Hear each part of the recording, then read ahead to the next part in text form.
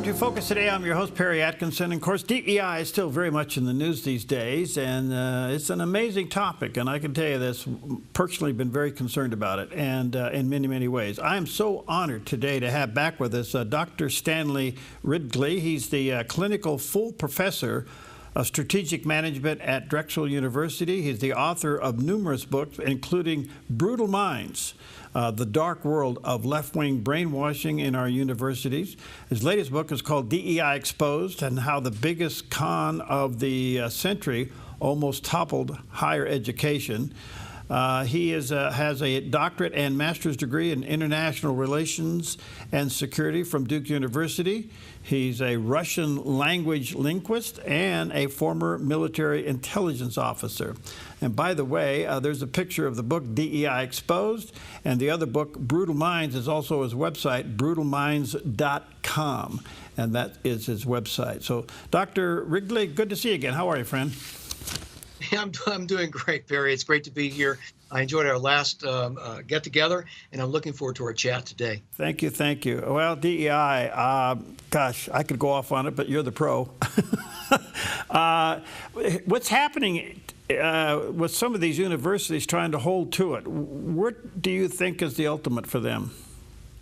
Well, the ultimate was to take over the universities, to imbue the universities and permeate the universities and every aspect of it and every corner of it with this toxic doctrine of DEI, basically critical race theory, the implementation version of it, the idea that we live in a racist country, that our society is permeated with what they call white supremacist culture, and that you and I are basically oppressors. We're villains. Then that non-white folks are all victims. Now, this is a noxious, toxic ideology. It's very binary, Manichaean, going back to the Iranian cleric over 1,000 years ago, Mani, the idea that it's a world of black and white, a world of good and evil, a world of oppressors and oppressed, exploiters and exploited, evil and good, villains and victims. And you can identify the villains and victims by their skin color and nothing else. That's a very primitive ideology, and this is what DEI propounds, has done from the very beginning. And I think that we are well on our way to recognizing that and not far enough along on expunging it from the university. Okay, so it's been exposed and it's being challenged. Do you think it loses in the end, or is there going to be a standoff here? I think DEI is going to lose. It's going to lose big. Moreover, you're going to see a lot of the folks who made it happen on the college campuses disappear.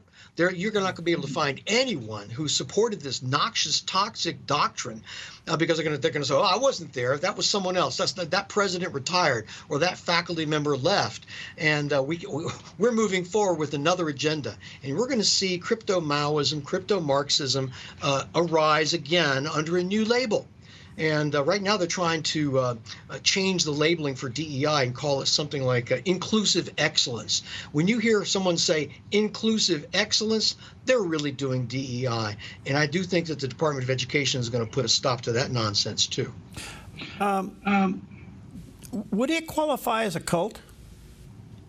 Most definitely so. I wrote about this in my previous book, Brutal Minds, the Dark World of Left-Wing Brainwashing in Our Universities. And I talk at length about this as well. It is an anti-intellectualist exercise, this DEI. There's absolutely no academic credibility to it whatsoever, certainly worth its name. It is a pseudoscience, very much like alchemy or astrology, superstition, the kind of thing we expunged from the university over the last 300 years in a very hard-fought battle for the idea of really solid scientific knowledge. And here you have this group, this cadre of modestly educated mediocrities, with no discernible skill sets, coming into the universities at the invitation of administrations who are wringing their hands over worrying about demonstrations and worrying about violence on the campuses, saying, here, we're going to give you a pot of money, a pot of tuition dollars, hard-earned tuition dollars paid by parents, and you're going to train these students of ours into this grotesque ideology of yours. You're going to accuse students of being villains or victims based only on their skin color. Well, we're recognizing that, and I do think that we're going to win in the end in getting rid of this nonsense. So what's so interesting about this is that DEI's greatest victim would have been critical thinking in universities. You're spot on that. And the fact is that one of the cliches that DEI people like to use is we want to make students get comfortable with difference.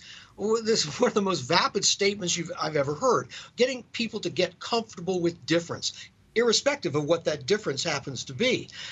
Basically, what they're telling you to suspend your critical thinking, not make value judgments based on logic, based on critical thinking, based on your deep knowledge of philosophy and political science and society in general. We want you to suspend your critical thinking and accept difference, irrespective of what that difference happens to be. So you nailed it. You hit the nail on the head with that.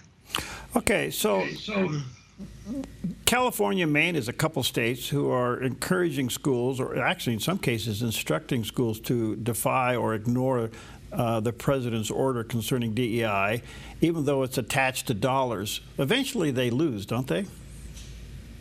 Assuredly they lose, certainly with this administration. And, congratulations to them on this stand on what they believe is principle, on this fake moral high ground. But they really can't be expected to do anything else because they have been so indoctrinated in education schools in this toxic doctrine of good and evil and oppressors and oppressed, and this idea that there's this white racist America that they have to remedy, that they could hardly do anything else but to rebel or to reject this president and his administration's urgencies to obey civil rights law, because DEI violates U.S. civil rights law. It violates constitutional protections, guaranteed in our Constitution, equal protection clause. So what we find here is this administration, the Department of Education, is basically calling on universities and calling on schools, public schools, to adhere to the U.S. Constitution and the protections that we all rely upon to ensure a free society. The Maine case, the state of Maine's case, is really interesting because, as you know, the president put the heat on the governor to acquiesce to the new policy. She said no, but then her Department of Education says, no, we're going with the president. She's in a real pickle up there. Well, I try not to get involved in the political wonkishness of the internal machinations of politics, because it's so amorphous and it's constantly shifting, right? Yeah. But I'm delighted to see that someone is actually going to face some consequences for embracing this noxious, toxic doctrine of the gender bender ideology. It's absurd, and we finally find a politician who's going to get squeezed by this embracing this kind of nonsense. So.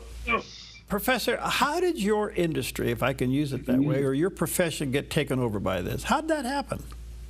Well, it happened as a result of the unfortunate death of a felon in the streets of Minneapolis. A criminal, George Floyd, was died. I don't like to see anyone whose life taken. His life was taken in the streets of Minneapolis, and as a result of that, we saw the summer of unrest in 2020.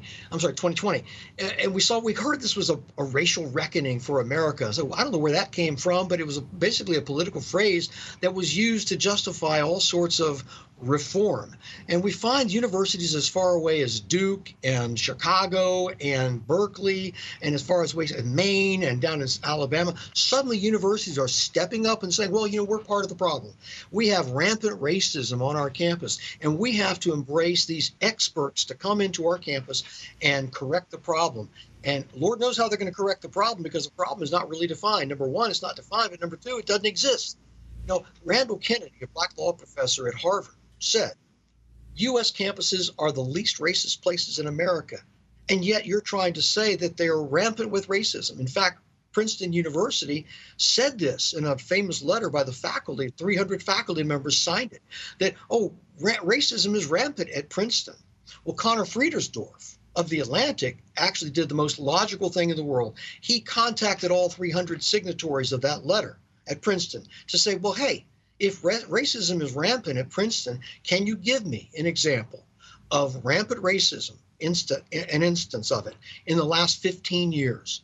A single instance, and not a single one of these 300 signatories could give a single example of this rampant racism over the last 15 years. That is an amazing illustration of the vapidity and the deceit that is being perpetrated by DEI. There's no problem. There is no problem on the campus that DEI is correcting, and yet we have these immense bureaucracies, high-paid bureaucracies, stocked with modestly educated folks with no discernible skill sets, trying to do the work to fix a problem that doesn't exist, and in fact they are exacerbating. It's incredible. It is. It just puts your brain on tilt. So now that it's being exposed and attacked, and hopefully being defunded, there's a residual effect to this for generations. And I don't know, does your research show how far down the road before it's expunged? I can prognosticate till the cows come home, but my prognostications are about as valuable as anyone else's. Although I can make some educated guesses, I would say that we're in for a long haul, because education schools are abysmal. Education schools have been propagating this nonsense and been educating our service teachers and going into K through 12, filled with this kind of theory and social emotional learning, the idea we're going to convert the next generation of young people into this critical consciousness of racialism. And that's a problem. And I think that the Trump administration is doing the right thing in trying to rouse this kind of thing out, root this thing out as well. I think that we're in for a long haul on the college campuses, and I think that as long as men and women of goodwill stand up against this risible, pseudo-scientific nonsense of DEI, we will finally see a victory. And we have to be vigilant, because victories are of the moment. They're never really long-lasting unless you maintain that vigilance and prevent the cancer, to use a metaphor, to prevent the cancer from coming back once it's been cut out. But the difference this time with this administration, it's connected to money. That's pretty significant. Well, the only language that universities understand are money and bad publicity. And of course, bad publicity connected with money. You get bad publicity, you don't get the money that you certainly from your private donors. And this is a wonderful thing, because finally an administration has produced the dynamic that you will receive consequences if you do not follow U.S. civil rights laws, you do not follow the constitutional protections that are guaranteed under our great Constitution to your students and to your faculty. It's time to pay. You run up a big bar tab, and it's time to pay that tab off. Let's see if you're willing to do so. Does it show up, say, down K through 12? Have you spotted it down there? Yes, indeed, because the folks who are teaching in K through 12 now, coming out of education schools the last 20 years, they're not subject matter experts. They're not being taught science and math and chemistry, things like that. These primarily are people coming out of education schools who are permeated, imbued with, inebriated with education theory of a sort that is basically inflicting amateur psychotherapy on our young people, and I think it is patently illegal for someone to practice psychological techniques on certainly a vulnerable population like our K through 12 students, particularly in elementary school. So I'm waiting for a lawsuit that's going to expose this and put a stop to it. And I think we're going to have to correct the problem at the long term at the higher education level and purge our education schools of this crap that is being taught. Because I will tell you that education schools are the least respected part of our institutions of higher education. And all right, let me take a quick break. By the way, check out Professor Ridgley's book. It's called brutalminds.com or DEI Exposed, but the website is brutalminds.com. A book also entitled that, and of course the big book is called DEI Exposed. We'll be right back.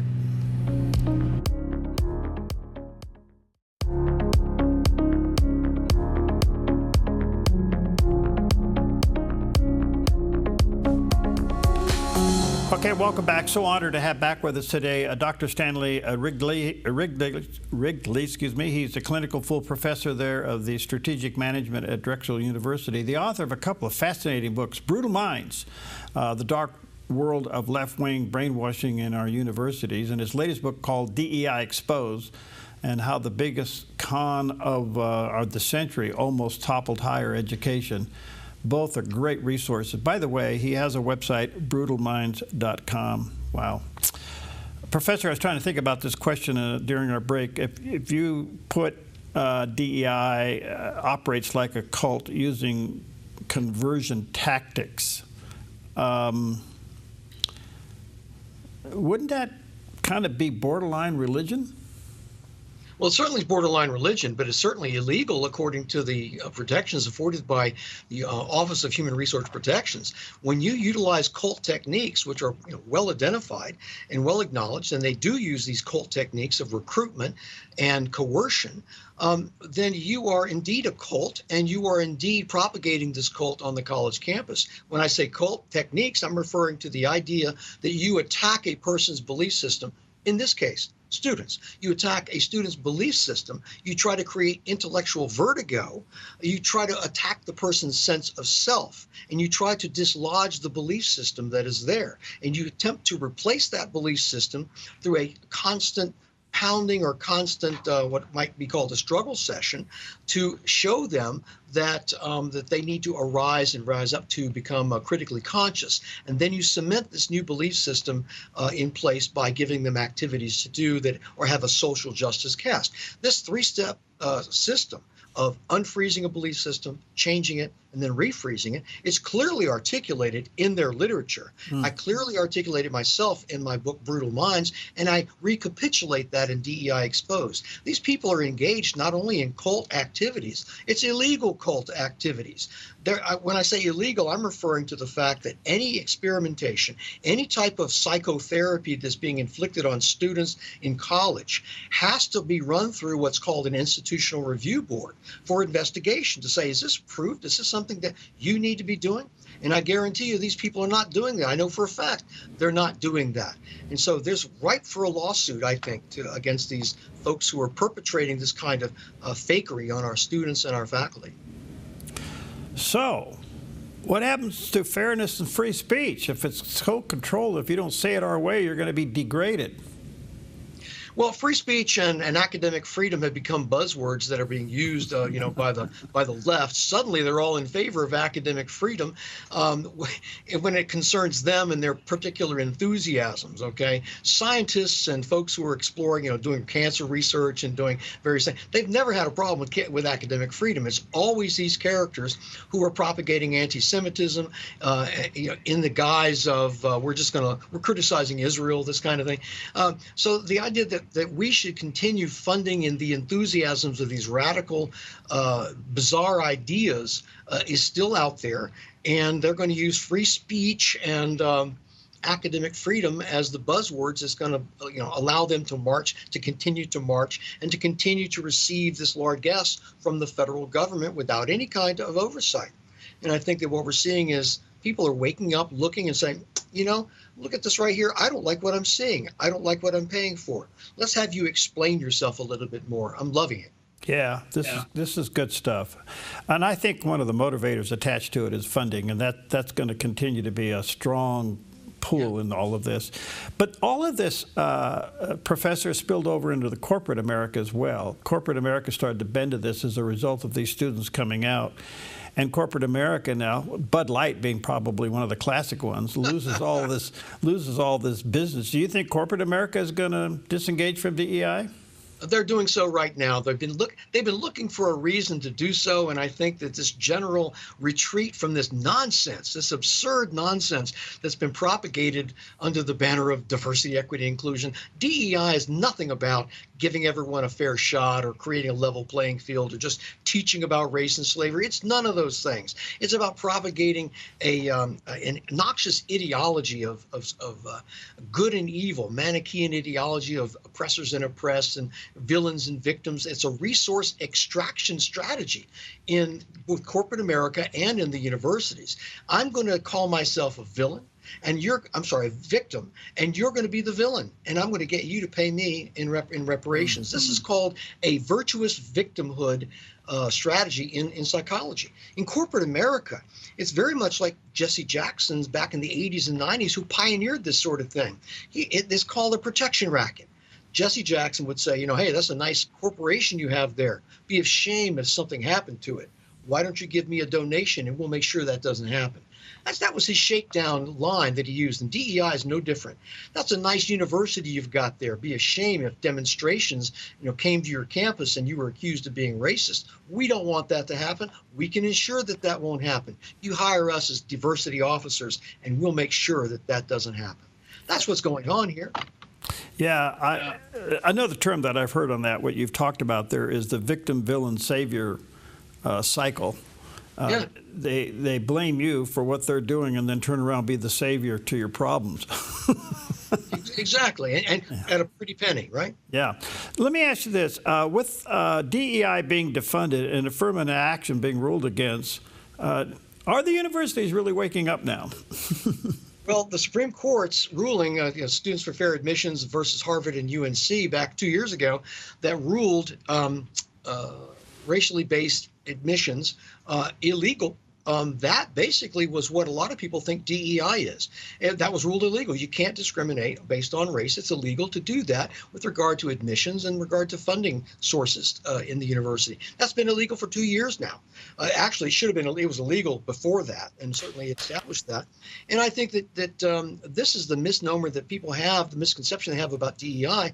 That was already ruled illegal. What we're talking about now is the idea that these DEI folks are going to come on the campuses and perpetuate a worldview that is so bizarre, so detached from reality that people are finally waking up to it.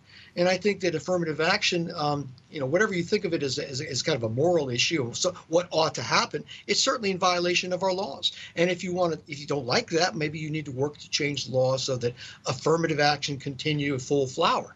But until you do so, you're going to have to obey U.S. civil rights laws. And if you receive federal funding, well, and you don't obey civil rights laws, we're going to take that funding away. It's it's a very consequential type of thing. It's a cause and effect that most people can understand and agree with, I think. I really hope through all of this, and I want to commend you for your stand. I realize you're a loner in so many ways in your profession, but on the other hand, to return credibility to the profession of education and what we need there, and start graduating students that really know what they're doing besides propagating an agenda. It's a refreshing thing, but it's long overdue. Well, I do think it's long overdue, and I was talking to someone the other day about how these folks who propound DEI have a kind of a messianic complex. It's a cult-like messianic complex. They think that they are privy to hidden knowledge and that you just don't understand what they're trying to achieve with this. Well, goes all the way back to Plato. This is nothing new. They think this is some sort of hidden knowledge that they have. Plato said this, 2,000 years ago. He said that you enter the man who enters is in a cave who understands only the shadows on the wall. He emerges from the cave. He sees the reality out there. And this is how they view themselves, the DEI people, that they see reality the way it really is, when actually what they're endorsing is a skewed view, a worldview that doesn't really exist anywhere else except in their own minds. And they're discounting your experiences, my experiences, as a product of our false consciousness. We simply don't understand. And when we finally do understand, well, we'll agree with them. And that's the dynamic that's at work right now. And I don't think it's going to last much longer. Good for you. Thank you for your time, Professor. I value it greatly. Thank you for your work. Man, you're just a frontline warrior there. Hang in there, buddy. Thanks a lot. I appreciate it. Oh, gunfire. I'm sorry. Thanks so much. I appreciate it. All right. See you later. Bye-bye now.